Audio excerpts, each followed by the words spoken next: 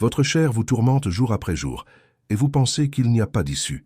Mais si je vous disais qu'il existe 6 habitudes simples que Dieu a établies pour briser ces chaînes et libérer votre esprit, ce que vous allez découvrir dans les prochaines minutes changera votre vie pour toujours. Mes bien-aimés, permettez-moi de vous dire quelque chose qui transformera votre vie à jamais. Il existe 6 habitudes, 6 pratiques sacrées que Dieu lui-même a tissées dans sa parole, et ces habitudes possèdent un pouvoir que vous ne soupçonnez peut-être pas. Elles ont la capacité d'anéantir cette chair rebelle qui vous tourmente jour après jour, et de libérer votre esprit pour qu'il s'envole vers les hauteurs célestes que le Seigneur a préparées pour vous. Comprenez-vous ce que cela signifie vraiment? Votre chair, cette nature déchue qui vous tire constamment vers le bas, qui murmure des mensonges à votre oreille, qui vous fait trébucher encore et encore, peut être vaincue, non pas par votre propre force, car nous savons tous combien nos forces sont limitées, mais par la grâce de Dieu qui agit à travers ces disciplines spirituelles que je m'apprête à partager avec vous. Charles Spurgeon, ce grand prince de la prédication que Dieu a utilisé pour toucher des millions d'âmes, comprenait profondément cette bataille entre la chair et l'esprit. Il disait que le chrétien qui ne discipline pas sa vie spirituelle est comme un soldat qui va au combat sans armure. Et combien cette parole résonne avec vérité dans nos cœurs aujourd'hui.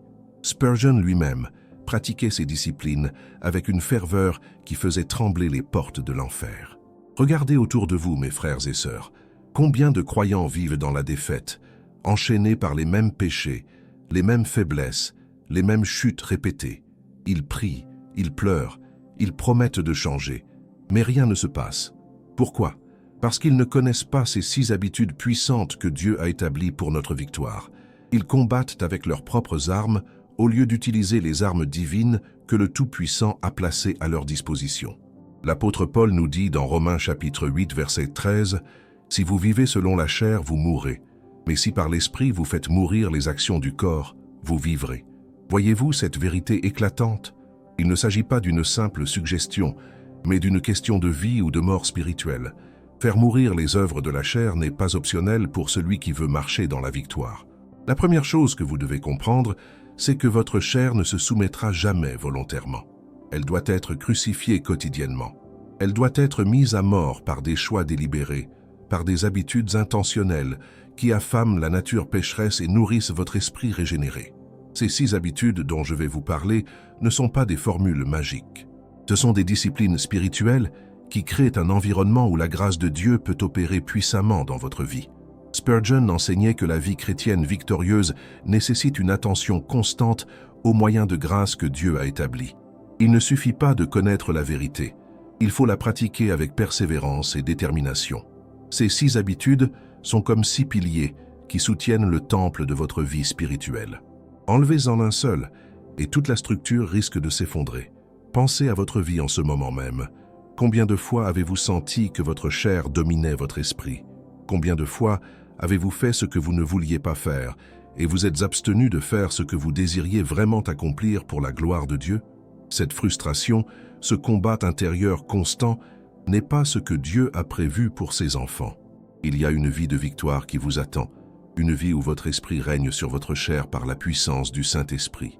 Dans Galates chapitre 5, verset 16, Paul nous exhorte « Marchez par l'esprit, et vous n'accomplirez pas les désirs de la chair ». Remarquez l'ordre de cette déclaration, ce n'est pas « N'accomplissez pas les désirs de la chair, et alors vous marcherez par l'esprit ». Non, c'est l'inverse. Quand vous marchez par l'esprit, quand vous cultivez ces habitudes spirituelles, la victoire sur la chair devient une conséquence naturelle.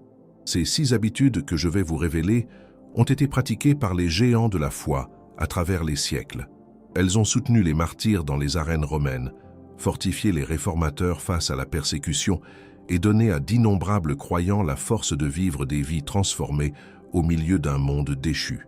Ce ne sont pas de nouvelles inventions humaines, mais des vérités anciennes extraites directement de la parole de Dieu.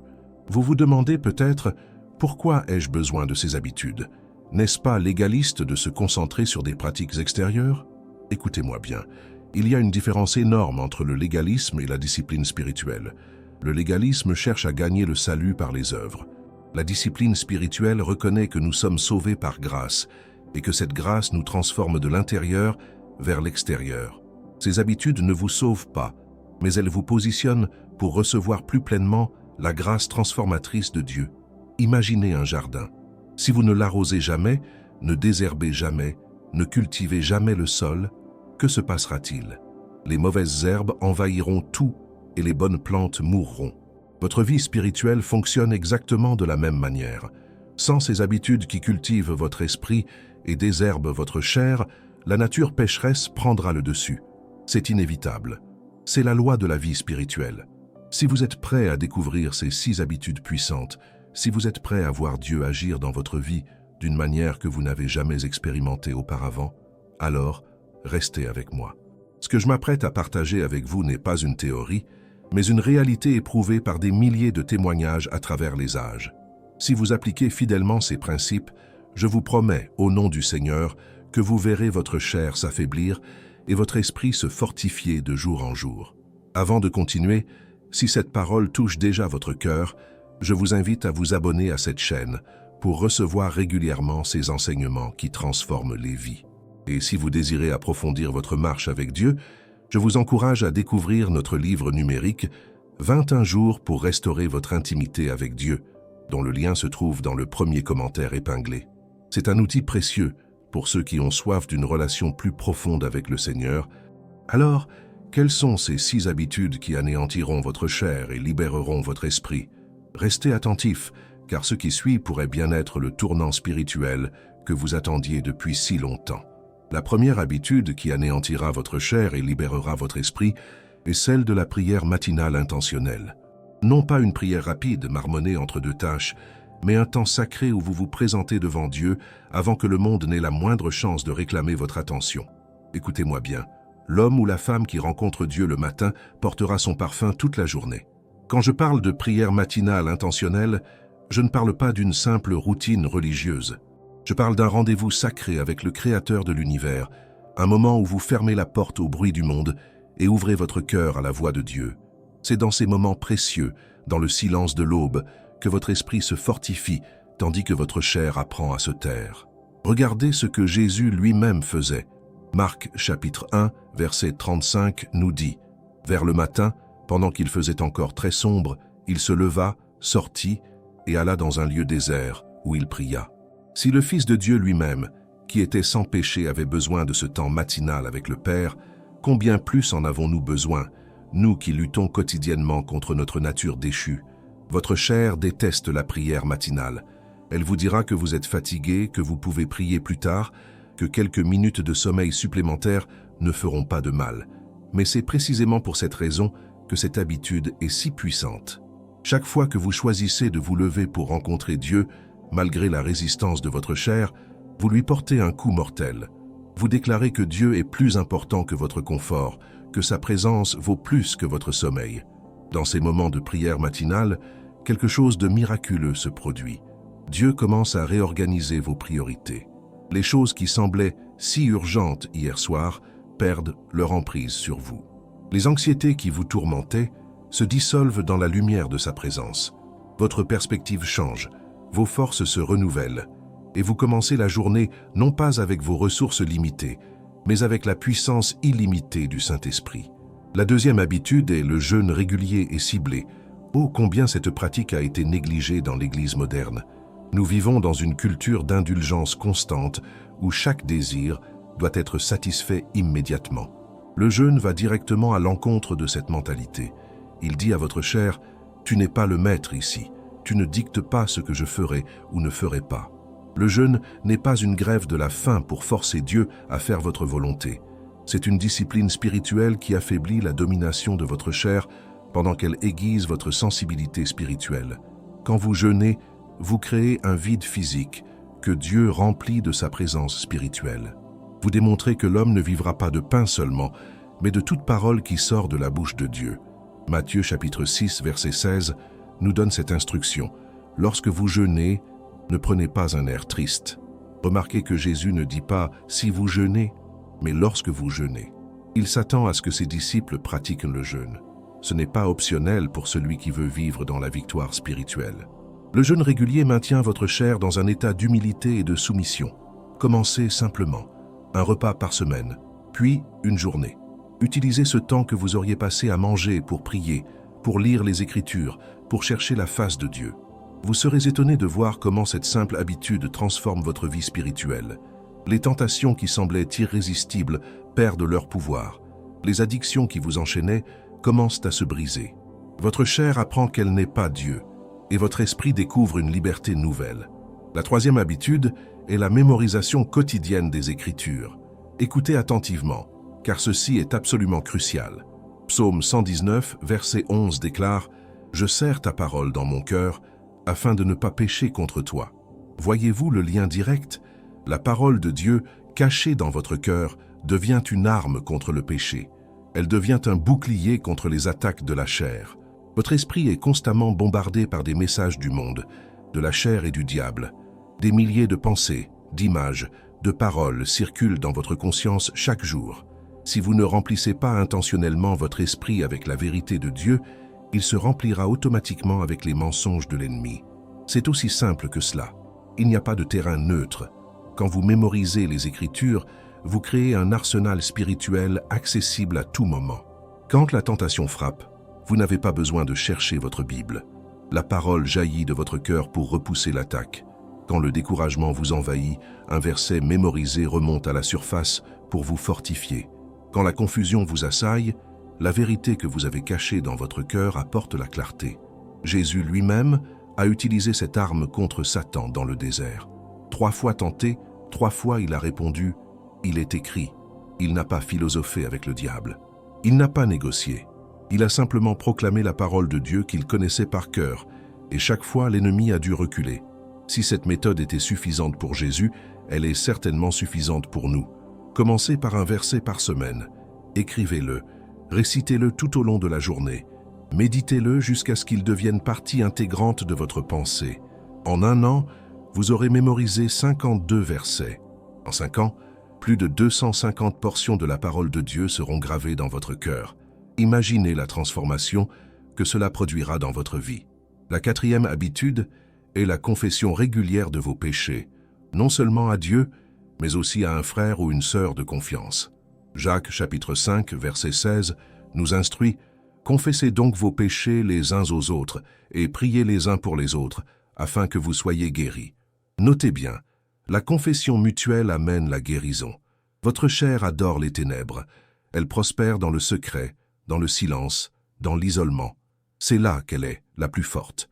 Mais quand vous amenez vos luttes à la lumière, quand vous les partagez avec un autre croyant de confiance, quelque chose de puissant se produit.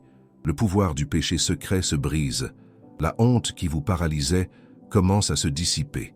Vous découvrez que vous n'êtes pas seul dans votre combat. Cette habitude demande une humilité profonde. Votre chair résistera violemment, car elle déteste être exposée. Elle vous dira que c'est trop embarrassant, que personne ne doit savoir, que vous pouvez gérer cela tout seul. Mais c'est précisément cet orgueil qui maintient tant de croyants dans l'esclavage. Ils portent leur fardeau seuls, luttent dans le silence et finissent par être vaincus par leur chair. Trouvez quelqu'un de spirituellement mature, quelqu'un qui comprend la grâce, quelqu'un qui peut prier avec vous et pour vous. Établissez un rythme régulier de responsabilité mutuelle. Cette personne n'est pas là pour vous juger, mais pour vous aider à marcher dans la victoire. Dans cette transparence vulnérable, votre chair perd son emprise et votre esprit trouve la force de se lever. La 5e habitude, qui anéantira votre chair, est le service sacrificiel envers les autres. Votre chair est intrinsèquement égoïste. Elle veut tout pour elle-même. Elle cherche son propre confort, sa propre gloire, sa propre satisfaction. Mais quand vous choisissez délibérément de servir les autres, de donner de votre temps, de vos ressources, de votre énergie pour bénir ceux qui vous entourent, vous portez un coup dévastateur à la nature charnelle. Philippiens chapitre 2, versets 3 et 4 nous exhorte ainsi « Ne faites rien par esprit de parti ou par vaine gloire, mais que l'humilité vous fasse regarder les autres comme étant au-dessus de vous-même. Que chacun de vous, au lieu de considérer ses propres intérêts, considère aussi ceux des autres. » Voyez-vous la radicalité de cette instruction? Nous sommes appelés à renverser complètement la logique de la chair. Le service sacrificiel ne signifie pas que vous devenez un paillasson sur lequel tout le monde marche. Il ne s'agit pas de permettre aux autres de vous exploiter ou de négliger les responsabilités que Dieu vous a données. Non, il s'agit de choisir intentionnellement des moments où vous mettez de côté vos propres désirs légitimes pour répondre aux besoins des autres.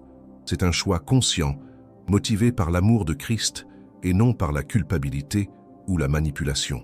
Regardez autour de vous. Qui a besoin d'encouragement aujourd'hui? Qui pourrait bénéficier d'un coup de main? Qui traverse une épreuve et a besoin d'une oreille attentive? Quand vous sortez de votre bulle d'égocentrisme pour entrer dans le monde des besoins des autres, quelque chose de miraculeux se produit. Vos propres problèmes semblent soudainement moins accablants. Votre perspective s'élargit. Votre cœur se remplit de la joie qui vient du don de soi. Cette habitude combat directement l'orgueil, cette racine profonde de la nature charnelle. L'orgueil dit « Je mérite d'être servi ». L'humilité répond « Je suis appelé à servir ». L'orgueil demande « Qu'est-ce que j'y gagne ?» L'humilité déclare « Comment puis-je être une bénédiction ?» Chaque acte de service sacrificiel crucifie votre chair un peu plus et libère votre esprit pour ressembler davantage à Christ. Jésus a lavé les pieds de ses disciples. Le roi des rois, le seigneur des seigneurs, s'est agenouillé pour accomplir la tâche la plus humble. Et puis il leur a dit dans Jean chapitre 13, verset 15, « Car je vous ai donné un exemple, afin que vous fassiez comme je vous ai fait. Si notre Maître a servi, comment pouvons-nous faire autrement? Le chemin vers la grandeur spirituelle passe toujours par la vallée du service humble. Maintenant, permettez-moi de vous révéler la 6e et dernière habitude, celle qui couronne toutes les autres. La méditation nocturne sur la bonté de Dieu. Après une journée de combat, de lutte, de victoire et peut-être aussi de défaite, votre dernier acte conscient de la journée ne devrait pas être de consulter votre téléphone ou de regarder la télévision. Il devrait être de remplir votre esprit avec la bonté, la fidélité et les promesses de Dieu. Psaume 4, verset 4 nous conseille « Tremblez et ne péchez point. Parlez en vos cœurs sur votre couche, puis taisez-vous. » La méditation nocturne crée un espace sacré entre vous et le sommeil, un moment où vous faites le bilan de la journée devant Dieu, où vous vous souvenez de ses bienfaits, où vous renouvelez votre confiance en sa providence. C'est un moment de gratitude, de repentance si nécessaire, et d'abandon paisible entre ses mains. Votre chair veut terminer la journée en ressassant les problèmes, en nourrissant les inquiétudes, en planifiant anxieusement le lendemain. Mais cette habitude rompt ce cycle destructeur. Au lieu de vous endormir avec l'anxiété, vous vous endormez avec la paix. Au lieu de ruminer les offenses, vous méditez sur la miséricorde. Au lieu de craindre l'avenir, vous vous reposez dans la souveraineté de Dieu. Pensez aux bénédictions de la journée qui vient de s'écouler. Même dans les jours les plus difficiles, Dieu a été présent. Vous avez respiré, votre cœur a battu, vous avez eu de la nourriture, un toit. Ces choses que nous tenons pour acquises sont en réalité des témoignages vivants de sa fidélité. Quand vous cultivez un cœur reconnaissant, votre chair n'a plus de prise. La gratitude est l'antidote au mécontentement charnel. 1 Thessaloniciens chapitre 5 verset 18 nous commande « Rendez grâce en toutes choses, car c'est à votre égard la volonté de Dieu en Jésus-Christ. En toutes choses, pas seulement dans les bonnes circonstances, mais en toutes choses. » Cette attitude de gratitude constante transforme radicalement votre perspective sur la vie. Elle affaiblit le pouvoir de la chair tout en fortifiant la vitalité de votre esprit. Voilà donc les 6 habitudes puissantes. La prière matinale intentionnelle, le jeûne régulier, la mémorisation des Écritures, la confession régulière, le service sacrificiel et la méditation nocturne. Ensemble, ces disciplines créent un mode de vie qui étouffe systématiquement votre chair tout en nourrissant abondamment votre esprit. Elles ne sont pas des corvées à accomplir, mais des privilèges à embrasser. Elles ne sont pas des chaînes qui vous lient, mais des ailes qui vous libèrent. Mais comprenez bien ceci, ces habitudes ne fonctionneront pas par magie. Elles demandent de la persévérance, de la discipline et une détermination inébranlable. Votre chair ne se rendra pas facilement. Elle combattra chaque habitude avec férocité. Il y aura des jours où vous échouerez, des matins où vous resterez au lit, des moments où vous céderez à la tentation. C'est normal. La perfection n'est pas l'objectif. La progression l'est. L'apôtre Paul écrit dans Galates chapitre 6 verset 9 « Ne nous lassons pas de faire le bien, car nous moissonnerons au temps convenable si nous ne nous relâchons pas. » Remarquez la promesse « Vous moissonnerez au temps convenable ». Pas immédiatement, pas nécessairement quand vous le souhaitez, mais au temps de Dieu. La condition ? Ne vous relâchez pas. Continuez à pratiquer ces habitudes même quand vous ne voyez pas de résultats immédiats. Ces 6 habitudes fonctionnent ensemble comme un système intégré. La prière matinale vous prépare pour la journée. Le jeûne affaiblit votre chair. La mémorisation des Écritures arme votre esprit. La confession brise le pouvoir du péché secret. Le service combat l'égoïsme. La méditation nocturne scelle la journée dans la gratitude. Chacune renforce les autres, créant un cercle vertueux de croissance spirituelle. Imaginez votre vie dans 6 mois si vous pratiquez fidèlement ces habitudes. Imaginez la transformation dans 1 an, dans 5 ans. Vous ne serez plus la même personne. Les luttes qui vous semblent insurmontables aujourd'hui seront des souvenirs lointains. Les tentations qui vous faisaient trébucher auront perdu leur pouvoir. Votre chair, cet ennemi qui vous tourmentait, sera domptée et soumise à l'Esprit de Dieu qui habite en vous. Mais ne vous y trompez pas. Cette transformation ne viendra pas d'un effort humain. Elle viendra de la grâce de Dieu qui opère à travers votre obéissance. Ces habitudes ne vous sauvent pas, mais elles vous positionnent pour recevoir plus pleinement l'œuvre transformatrice du Saint-Esprit. Elles créent les conditions dans lesquelles Dieu peut travailler puissamment dans votre vie. Maintenant, permettez-moi de vous montrer ce que Dieu fera dans votre vie quand vous embrasserez fidèlement ces 6 habitudes. Ce ne sont pas de simples spéculations ou des vœux pieux. Ce sont des promesses enracinées dans la parole de Dieu et confirmées par des milliers de témoignages à travers les siècles.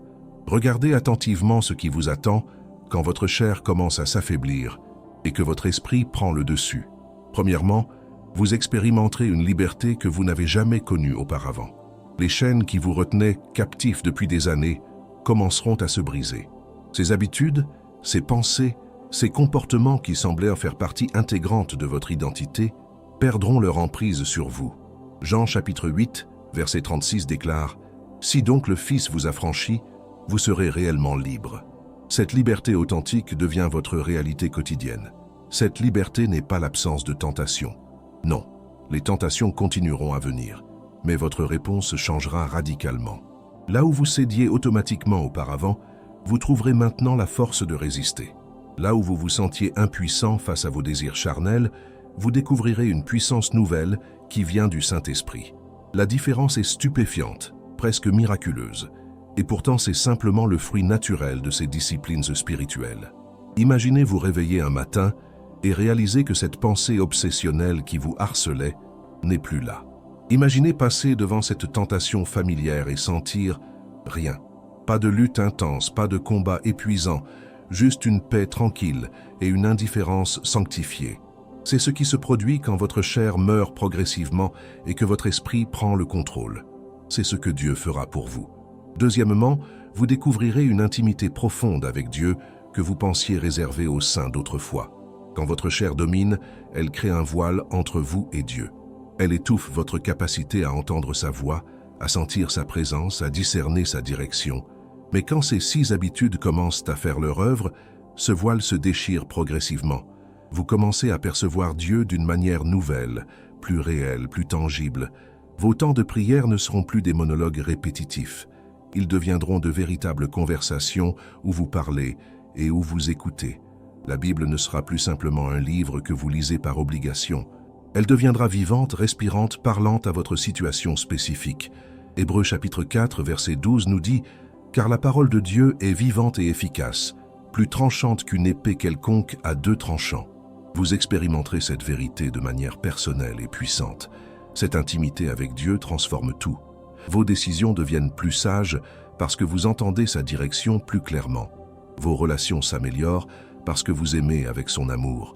Vos circonstances difficiles deviennent plus supportables parce que vous sentez sa présence au milieu de l'épreuve. Vous n'êtes plus seul dans votre marche. Vous marchez main dans la main avec le Créateur de l'univers. Troisièmement, Dieu vous donnera une autorité spirituelle que vous n'aviez pas auparavant. Quand votre vie est en ordre, quand votre chair est soumise, quand votre esprit domine, vos prières prennent une puissance nouvelle. Vos paroles portent un poids qu'elles n'avaient pas. Votre témoignage devient irrésistible parce qu'il n'est plus seulement des mots, mais une réalité vécue que les autres peuvent voir et toucher. Jacques chapitre 5, verset 16 nous enseigne « La prière fervente du juste a une grande efficacité. » Remarquez, du juste, pas du parfait. La justice dont il est question ici n'est pas une perfection sans faille, mais une vie alignée sur la volonté de Dieu, une vie où l'esprit gouverne la chair. Quand vous vivez ces 6 habitudes, vous devenez ce juste dont la prière est efficace. Vous verrez des réponses à vos prières que vous n'aviez jamais vues auparavant. Les gens autour de vous remarqueront quelque chose de différent. Ils ne pourront peut-être pas mettre le doigt dessus immédiatement, mais ils sentiront qu'il y a une réalité en vous qui les attire. C'est l'autorité qui vient d'une vie transformée. Ce n'est pas de l'arrogance ou de la prétention. C'est la simple manifestation de Christ en vous, l'espérance de la gloire, comme Paul l'écrit dans Colossiens chapitre 1, verset 27. Quatrièmement, vous entrerez dans un niveau de paix que le monde ne peut ni donner ni comprendre. La chair est une source constante d'agitation. Elle crée du tourment, de l'anxiété, de l'inquiétude. Elle vous fait courir après des choses qui ne satisfont jamais vraiment. Mais quand votre chair est domptée et que votre esprit prend les rênes, une paix profonde s'installe dans votre âme. Cette paix n'est pas l'absence de problèmes ou de défis. Vous aurez toujours des difficultés, des épreuves, des moments de combat. Mais au milieu de tout cela, il y aura un calme intérieur, une assurance tranquille que Dieu contrôle tout. Jean chapitre 14, verset 27, rapporte les paroles de Jésus. « Je vous laisse la paix, je vous donne ma paix. Je ne vous donne pas comme le monde donne, que votre cœur ne se trouble point et ne s'alarme point. » Imaginez traverser une tempête financière sans paniquer. Imaginez faire face à un diagnostic médical difficile avec une foi inébranlable. Imaginez affronter un conflit relationnel avec sagesse et sérénité. Cette paix surnaturelle devient votre portion quotidienne quand vous marchez dans la victoire sur votre chair. C'est une paix qui transcende les circonstances, qui reste ferme quand tout s'écroule autour de vous. Cinquièmement, Dieu vous utilisera pour impacter les autres d'une manière que vous n'auriez jamais imaginée. Quand votre propre vie est transformée, vous devenez automatiquement un canal de transformation pour ceux qui vous entourent. Votre famille verra le changement. Vos amis poseront des questions. Les étrangers seront touchés par votre témoignage. Sans même essayer d'être un évangéliste professionnel, vous deviendrez un témoin puissant de la grâce transformatrice de Dieu. Matthieu chapitre 5, verset 16, nous exhorte que votre lumière luise ainsi devant les hommes, afin qu'ils voient vos bonnes œuvres et qu'ils glorifient votre Père qui est dans les cieux. Cette lumière n'est pas quelque chose que vous manufacturez par vos propres efforts. C'est la manifestation naturelle de Christ en vous. Quand votre chair est crucifiée et que votre esprit rayonne, cette lumière devient impossible à cacher. Vous toucherez des vies que vous ne connaissez même pas. Une parole d'encouragement que vous prononcerez changera la trajectoire de quelqu'un. Un acte de bonté que vous accomplirez brisera les chaînes qui retenaient une âme captive. Votre vie elle-même deviendra un sermon vivant qui proclame la réalité et la puissance de l'Évangile. C'est ce que Dieu fait avec ceux qui se consacrent à ces disciplines spirituelles. Sixièmement, vous découvrirez une joie profonde et durable qui ne dépend pas des circonstances extérieures. La chair cherche le plaisir, qui est toujours temporaire et insatisfaisant. Mais l'esprit produit la joie, qui est profonde, stable et éternelle. Néhémie chapitre 8, verset 10 nous rappelle « La joie de l'Éternel sera votre force ». Cette joie devient votre force motrice, votre carburant spirituel pour continuer même quand c'est difficile. Cette joie n'est pas un optimisme superficiel qui nie la réalité des épreuves. C'est une joie enracinée dans la certitude que Dieu est bon, qu'il est souverain et que toute chose concourt au bien de ceux qui l'aiment. C'est une joie qui peut coexister avec les larmes, qui peut briller même au milieu des ténèbres. Quand votre esprit gouverne votre chair, cette joie devient votre compagnon constant. Mes bien-aimés, nous voici arrivés à la fin de ce message qui, je prie, a allumé un feu dans votre cœur. Ces 6 habitudes que je vous ai partagées ne sont pas de simples suggestions, mais des clés puissantes pour la victoire spirituelle que Dieu veut vous donner. Je vous encourage de tout mon cœur à commencer dès aujourd'hui. Choisissez une habitude, puis une autre, et construisez progressivement ce mode de vie qui anéantira votre chair et libérera votre esprit. Dieu est fidèle, et il accomplira son œuvre en vous si vous lui donnez accès par votre obéissance. Merci infiniment d'avoir pris le temps de regarder cette vidéo jusqu'au bout.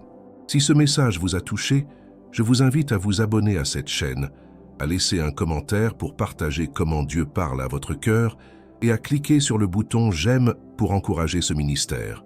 Pour ceux qui désirent aller plus loin dans leur intimité avec Dieu, n'oubliez pas de consulter notre livre numérique « 21 jours pour restaurer votre intimité avec Dieu », dont le lien se trouve dans le premier commentaire épinglé. Que le Seigneur vous bénisse et vous garde. D'autres vidéos apparaîtront sur votre écran pour continuer votre édification spirituelle. À très bientôt et que Dieu fasse des merveilles dans votre vie.